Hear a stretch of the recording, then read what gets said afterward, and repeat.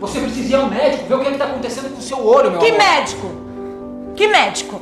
Se eu já fui num monte e ninguém sabe me dizer. Então é isso. Esse aumento nos olhos que a Celina apresenta, ele chama proptose ocular. E isso acontece geralmente por um aumento do músculo ocular e também por uma grande acúmulo de gordura, de quantidade de gordura atrás dos olhos. Eu fico imaginando, filha, quantas pessoas têm essa tal de dote e nem sabe? Eu achava que só eu tivesse essa doença. Você sabe que eu também? Celina, esse é o Paulo. Corta.